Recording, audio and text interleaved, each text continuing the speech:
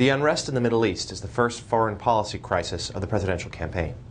To this point, the battle between President Obama and Mitt Romney has been waged almost exclusively on domestic issues, like the economy and the government's roles in people's lives.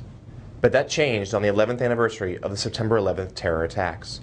Protesters surrounded the American embassy in Cairo, Egypt, another in Tunisia, and the U.S. consulate in Benghazi, Libya. The protests in Egypt and Tunisia, though chaotic, were largely nonviolent and were motivated by anger about an anti-Islamic film, produced in the United States, that had appeared on YouTube.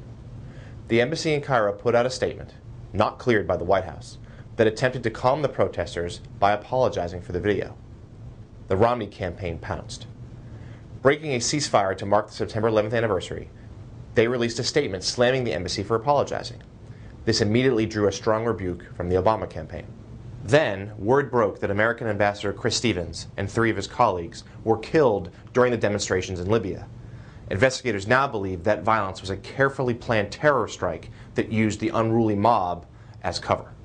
But Romney, instead of holding his fire during a moment of national mourning, doubled down.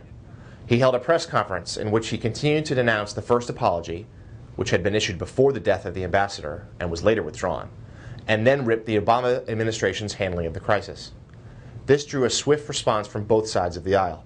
While a few Republicans, namely Sarah Palin and Rudy Giuliani, supported Romney, several other top members of the GOP noticeably remained silent, only calling for national unity and not backing their presidential candidate.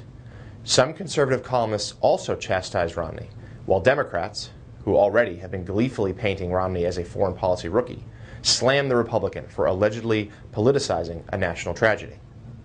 The controversy, Romney's first test at responding to a fast-moving international incident, comes at a bad time for the ex-Massachusetts governor. The GOP convention in Tampa provided little bounce in the polls. Conversely, President Obama did see a small spike in his popularity after the Democrats' gathering in Charlotte.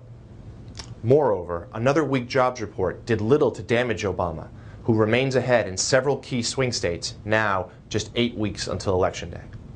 For more on Road to the White House, please keep checking back nydailynews.com.